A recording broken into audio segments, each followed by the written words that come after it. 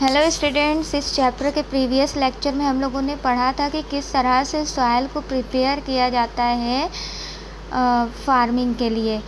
इसमें हम लोगों को पढ़ना है कि इरिगेशन कैसे किया जाता है। इरिगेशन मीन्स सिंचाई कैसे की जाती है खेत को मेंटेन करने के लिए या फिर क्रॉप प्रोडक्शन के लिए।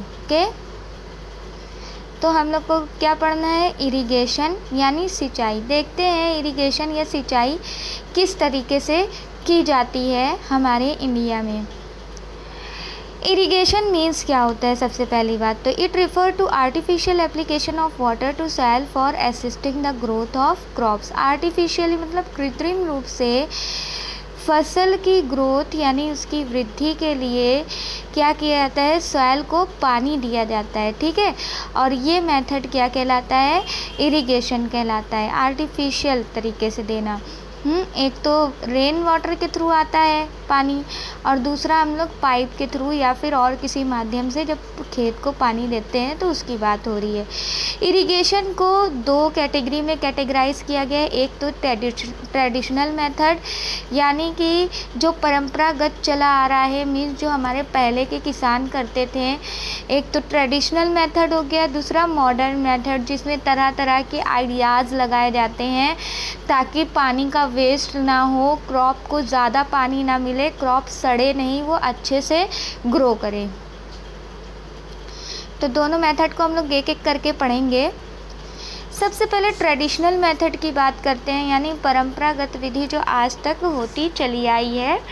ठीक है, कैनाल इरिगेशन, इसमें क्या करते हैं, कैनल में क्या करते हैं कि नालियाँ बना दी जाती हैं जिससे पानी को भेजा जाता है कहाँ, खेत में। फरो इरिगेशन में क्या करते हैं, फरो बना देते, गर्त बना देते हैं जिसमें पानी इकट्ठा होता है और खेती को मिलता रहता है। चेन पंप जैसे कुआं वगैरह जो होता है उससे पानी खींचा जाता है। ढेकली, राहत, ये सब वाटर व्हील के थ्रू पानी को खेत में पहुंचाया जाता है। ठीक है, ये सब कुछ ट्रेडिशनल मेथड है यानी हमारे परंपरागत मेथड है जो कुछ किसान आज भी यूज़ करते हैं इन मेथड को। दीज मेथड आर चीपर, ये जो मेथड होता है ये सस्ता पड़ता है ना, लेकिन इस मेथड में leads to wastage of water का बहुत ज़्यादा वेस्ट होता है। मीन्स क्रॉप को जितनी पानी की ज़रूरत होती है उससे ज़्यादा पानी किसान क्या करते हैं, ट्रेडिशनल मेथड के थ्रू दे देते हैं जिससे कि क्रॉप का सड़ने का भी डर रहता है। ठीक है, तो ये सस्ता तो पड़ता है लेकिन पानी का इसमें बहुत ज़्यादा वेस्ट होता है। ओके, तो ये था आपका ट्रेडिशनल मेथड। नेक्स्ट आपका आता है मॉडर्न मेथड। मॉडर्न मेथड में दो मेथड आते हैं, एक तो स्प्रिंकलर मेथड और दूसरा कौन सा मेथड होता है, ड्रिप इरिगेशन मेथड। ओके, तो सबसे पहले हम लोग इस स्प्रिंकलर मेथड की बात करेंगे। स्प्रिंकलर मीन्स क्या होता है, फव्वारा। जब वाटर को फव्वारे टाइप इस तरह से दिया जाता है खेती में। ठीक है, यहाँ पर ये दिख रहा है इस डायग्राम में, तो ये क्या कहलाता है, स्प्रिंकलर मेथड कहलाता है। ठीक है, तो sprinkler irrigation and drip irrigation are the example of modern method of irrigation. ठीक है, these method help in saving water. और इससे क्या होता है, स्प्रिंकलर मेथड में जितनी क्रॉप को आवश्यकता है, जितनी रिक्वायरमेंट है, जितनी नीड है, उतना ही पानी क्रॉप को दिया जाता है, यानी कि पानी वेस्ट नहीं होता है। दूसरा होता है ड्रिप इरिगेशन। ड्रिप मीन्स क्या होता है, बूंद या रिसना। यहाँ पर ये वाले डायग्राम में देखिए दिख रहा है ना, पाइप इस तरह से भेजा जाता है। पाइप में पोर्स होते हैं छोटे छोटे से। जब पानी को इस पाइप के थ्रू ट्रांसफ़र किया जाता है तो होता क्या है कि पाइप से बूंद बूंद करके या रिस करके पानी सॉइल में जाता है और धीरे धीरे करके प्लांट्स उन वाटर को एब्जॉर्ब कर लेते हैं। तो स्प्रिंकलर मेथड और ड्रिप इरिगेशन मेथड को अच्छा माना गया है। क्यों अच्छा माना गया है, क्योंकि इसमें ना तो पानी का वेस्ट होता है और ना ही क्रॉप ख़राब होने का या सड़ने का डर होता है। ठीक है, तो दो मेथड है, इरिगेशन के, एक तो ट्रेडिशनल मेथड, दूसरा मॉडर्न मेथड। मॉडर्न मेथड में कौन कौन से आते हैं? स्प्रिंकलर मेथड और स्प्रिंकलर इरिगेशन मेथड और drip irrigation method. Sprinkler irrigation system या मेथड में क्या होता है कि फव्वारे, फाउंटेन टाइप वाटर को सॉइल में या फिर खेत में क्या करते हैं? पहुंचाते हैं। जबकि ड्रिप इरिगेशन में क्या किया जाता है? ड्रॉप बाय ड्रॉप, रिस रिस करके वाटर खेतों में जाता है। Next, water logging. Water logging यानी पानी का बहुत ज़्यादा देखो इकट्ठा हो जाना या जमा हो जाना, ठीक है। केयर मस्ट बी टेकन, यानी जब भी क्रॉपिंग की जाती है तो उसकी देखभाल ही बहुत ही ज़रूरी होती है। Not to water the field excessively, मतलब कि फील्ड में पानी बहुत ज़्यादा नहीं होना चाहिए, इसकी देखभाल करनी चाहिए। Excess water means excess water, ज़्यादा पानी हो गया तो क्या होगा? फील्ड में ऐसी कंडीशन कॉज हो जाएगी, वाटर लॉगिंग यानी पानी का जमाव हो जाएगा, जिसकी वजह से क्या हो जाएगा? Decreasing the amount of air available to the roots, यानी कि रूट में अब वाटर देखो पूरे में फैल गया है तो ऑक्सीजन का जाना सॉइल में इजी नहीं होगा, जिसकी वजह से रूट में क्या होगा? एयर नहीं पहुंच पाएगी, और एयर नहीं पहुंचेगी तो जो प्लांट की ग्रोथ है वो क्या अफेक्ट करेगी, ठीक है, प्रभावित होगी। Leading to an increase in the salt content of the soil, content of the soil मतलब कि सॉल्ट का भी अमाउंट क्या होगा? बढ़ने लगेगा अगर वाटर, क्योंकि वाटर में क्या होते हैं? मिनरल्स होते हैं ना, sodium chloride, magnesium chloride, calcium chloride, तो ये सब क्या है? सॉल्ट है। तो वाटर लॉगिंग होगी तो सॉइल में सॉल्ट का अमाउंट बढ़ने लगेगा, और सॉइल का अमाउंट बढ़ना खेती या क्रॉपिंग के लिए हमारी अच्छी बात नहीं है। ओके, नेक्स्ट हम लोग बात करते हैं वीडिंग। वीडिंग क्या होता है? सम टाइम, कभी कभी, यहाँ पर सॉरी डिज़ायरेबल नहीं होगा, अनडिज़ायरेबल यानी अवांछित पौधे जिनको हमको आवश्यकता नहीं है खेत में, तो कभी कभी क्या होता है? सम टाइम अनडिज़ायरेबल प्लांट्स, ठीक है, undesirable plants called weeds, undesirable plant यानी अवांछित पौधे जिनको हमें आवश्यकता नहीं है, जिनको हमने बोया नहीं है, वो क्या होते हैं? खेत में हमारी क्रॉप के साथ निकल आते हैं ना, grow along with our crop, like amaranthus, chaulai, bathua, ठीक है, ये सब कुछ वीड्स के एग्जाम्पल है। और ये जो वीड्स होती हैं, ये क्रॉप जो हमारी मेन क्रॉप है, अगर जैसे हमने किसी भी क्रॉप को बोया उसके साथ ये चौलाई वगैरह उगाए, तो ये क्या करते हैं कि जो हमारी मेन क्रॉप है उनके न्यूट्रिएंट्स को एब्जॉर्ब कर लेते हैं, उनके न्यूट्रिएंट्स को लेने लगते हैं, जिसकी वजह से मेन क्रॉप अफेक्टेड होती है। मेन क्रॉप अफेक्टेड होना मतलब प्रभावित होती है, उनको सही तरीके से न्यूट्रिशन नहीं मिल पाता है, और सही तरीके से न्यूट्रिशन ना मिल पाने के कारण होता क्या है कि फसल अच्छे से नहीं हो पाती है। तो वीडिंग का खास तौर से ध्यान रखना चाहिए और इसको रिमूव करते रहना चाहिए, वीड्स को रिमूव करते रहना चाहिए। वीड्स यानी जंगली पौधे, और वीड्स को रिमूव करने की जो प्रोसेस होती है किसी भी खेत से, किसी भी फील्ड से, यही क्या कहलाती है? वीडिंग कहलाती है, ठीक है। Means the process of removing weeds is called weeding, यानी खेत से वीड को निकालने की जो प्रोसेस होती है वही वीडिंग कहलाती है।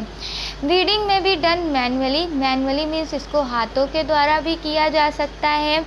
वीडिंग की प्रोसेस को यानी नोच के क्या करते हैं? प्लांट को बाहर निकाल देते हैं। और by using chemical called weedicides, या फिर मार्केट में कुछ ऐसे केमिकल्स होते हैं जो कि फार्मर यूज़ करते हैं, जिससे वीडीसाइड्स जो है वो नहीं निकलते हैं, ठीक है, वीडीसाइड्स का यूज़ करते हैं।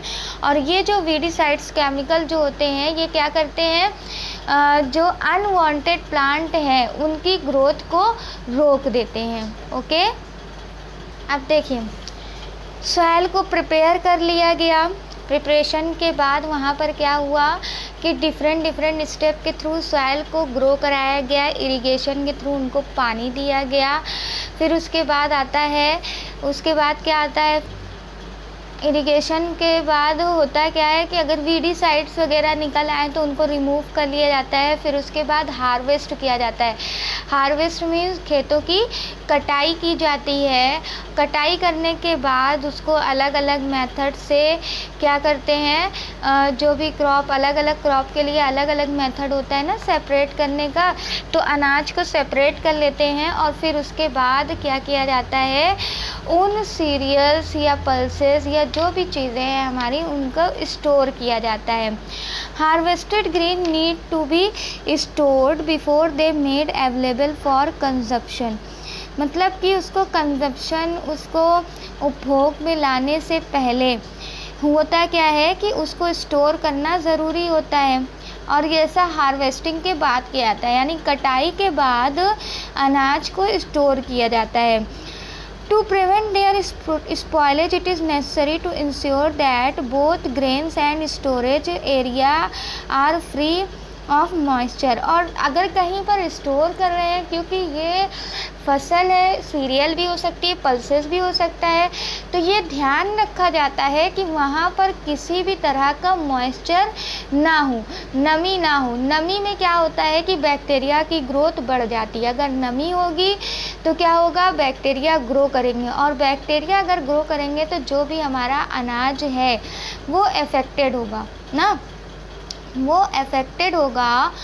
और अफेक्टेड होने के वजह से जो हमारा अनाज हार्वेस्ट करके स्टोर किया गया वो क्या होगा, ख़राब हो जाएगा। ख़राब हो जाएगा तो फिर मार्केट में उसकी वैल्यू भी क्या होगी, कम हो जाएगी। ओके, तो हार्वेस्टिंग के बाद जो भी हमारा सीरियल्स या ग्रेन्स होता है उसको स्टोर किया जाता है। ओके, और किस बात का ध्यान रखा जाता है स्टोरेज में, area should be clean and dry, मतलब एरिया जो है वो क्लीन, साफ़ सुथरा होना चाहिए, एंड ड्राई मीन्स सूखा होना चाहिए, ताकि किसी भी हार्मफुल बैक्टीरिया से हमारा जो ग्रेन है वो बचा रहे। Next, pesticide. पेस्टिसाइड क्या होता है, पेस्ट होता है ना, छोटे छोटे कीड़े पाई वगैरह जो है वो ग्रेन्स को खाने लगते हैं, तो पेस्टिसाइड्स को स्प्रे किया जाता है, छिड़का जाता है, ताकि ग्रेन्स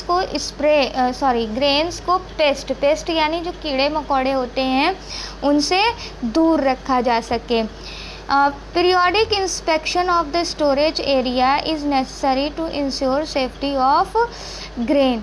इस पीरियोडिक इंस्पेक्शन यानी टाइम टू टाइम जा कर के चेक करते रहना चाहिए कि क्रॉप हमारी सही है, चूहा तो नहीं खा रहा है, पेस्ट तो नहीं लग गया है, बैक्टीरिया का इन्फेक्शन तो नहीं है। तो टाइम टू टाइम ये भी ज़रूरी होता है अपनी सेफ्टी के लिए, ग्रेन की सेफ्टी के लिए, कि चेक करना कहीं किसी तरह से ग्रेन को नुकसान तो नहीं पहुंच रहा है। ठीक है, नहीं तो क्या होगा, ग्रेन ख़राब हुआ, मार्केट में उसकी वैल्यू कम हो जाएगी। ठीक है, हार्वेस्टिंग हमने अभी बताया। स्टोरेज के पहले क्या करते हैं, हार्वेस्ट करते हैं, यानी कटाई की जाती है फसल की। तो the process of cutting and gathering of grains, यानी कि फसल को काटना और साथ ही साथ क्या करना, गैदर, इकट्ठा करना, क्या कहलाता है, हार्वेस्टिंग कहलाता है। ठीक है, देखो अलग अलग तरह से कटाई की जाती है, मैनुअली भी करते हैं, मशीन के थ्रू भी करते हैं, है ना। थ्रेशिंग क्या है, थ्रेशिंग एक मशीन है, मैनुअली कंबाइंड विथ हार्वेस्टर, इसमें हार्वेस्टर भी लगा होता है।